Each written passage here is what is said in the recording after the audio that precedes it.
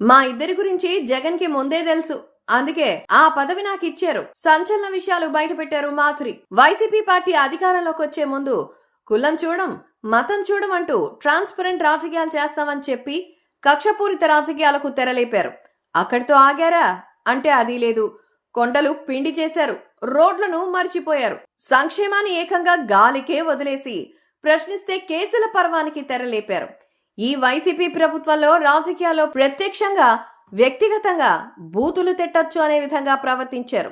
పాపం ఆ అంబటి, అవంతి, గోరంట్ల అయితే గంట అరగంట అంటూ డైరెక్ట్ గా ఫోన్లోనే మాట్లాడారు.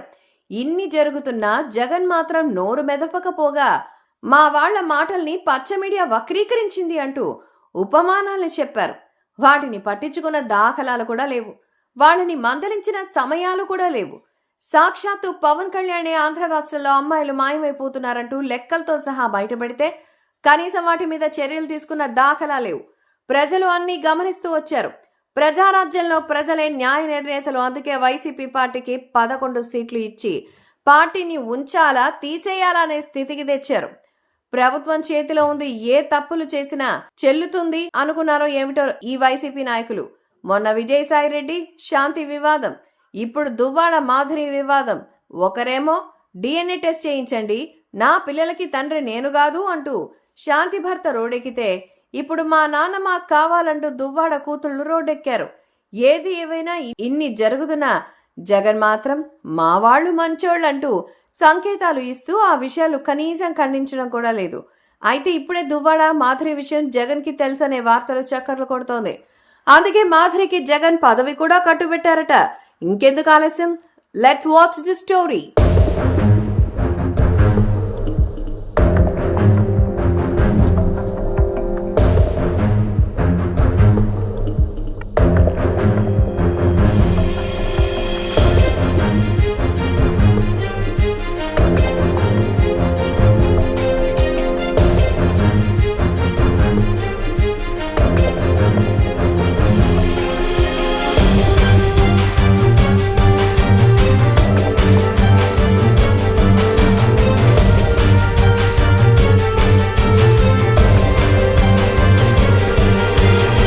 పాపం ఎలక్షన్స్ లో ఓడిపోయినా జగన్ కి దిక్కుతోచక ఏం చేయాలో తెలియక శవం దొరికితే చాలు శవ రాజకీయాలు చేయడం, ఓదార్పు పేరుతో మొదలుపెట్టి బాధితుల ఇంటికి వెళ్లి కనీసం వాళ్లకు ఆర్థికంగా అయినా సహాయపడడం మానేసి మళ్లీ ముద్దులకు తెల్లరేపారు.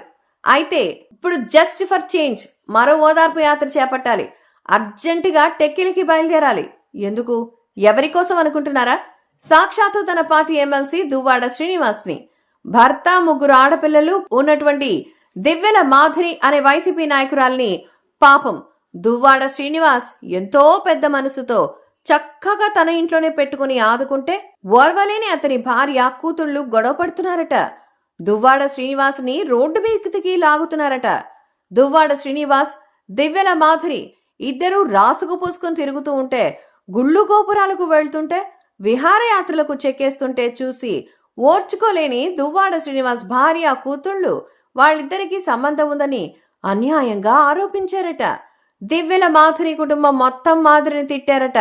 దాంతో దివ్వెల మాధురి బాగా హర్ట్ అయింది.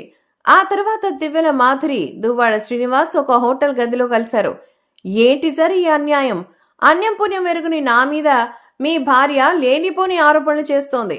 మన ఇద్దరం కలిసి గుళ్ళు గోపురాలకి, విహారయాత్రలకి తిరిగామే తప్ప అంతకన్నా ఏమైనా చేశామా? నేనేమో సంప్రదాయిని, మీరేమో శుద్ధపూస. అలాంటి మధ్యనిద్దరికీ సంబంధం ఉందని మీ భార్య వాణి ఆరోపిస్తోంది. నా కుటుంబంలో నేను బద్నాం అయిపోయాను, ఇక నాకు చావే శరణ్యమని వెంటనే తాడుతో ఉరేసుకోబోయిందట. ఆమెను ఉరితాడు నుంచి తప్పించి కిందకు దించాడు. ఆత్మహత్య చేసుకోవడం తప్పని ఆమెను వారించాడు. నీకెవరూ లేకుండా పోయారు కాబట్టి నీకండగా నేనుంటానని మాటిచ్చాడు. అప్పటి నుంచి ఆమెను తన ఇంట్లో ఉంచుకుంటూ ప్రేమగా చూసుకుంటున్నాడు. ఇద్దరు వివాహితులు వేరే వాళ్లతో వివాహేతర సంబంధం పెట్టుకున్నా తప్పు కాదని సుప్రీంకోర్టు ఎప్పుడో చెప్పిందట. ఆ సుప్రీంకోర్టు తీర్పుని గౌరవిస్తూ ఇద్దరు అడల్టరీ అనే సంబంధం పెట్టుకుని సంతోషంగా జీవిస్తూ ఉంటే, ఇప్పుడు దువ్వాడ శ్రీనివాస్ భార్య, పిల్లలు నానా రచ్చ చేస్తున్నారు.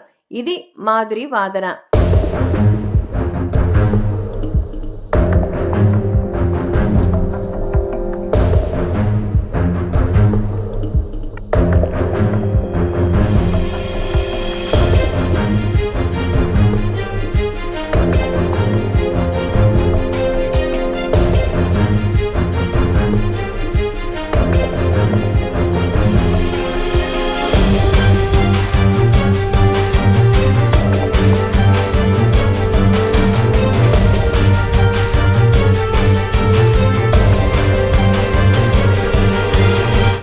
ఒక మంచి పని చేస్తుంటే ఇలా రచ్చరంబోలు అవుతున్నందుకు ఎమ్మెల్సీ దువ్వాడ శ్రీనివాస్ ఎంత హట్ అయ్యాడో.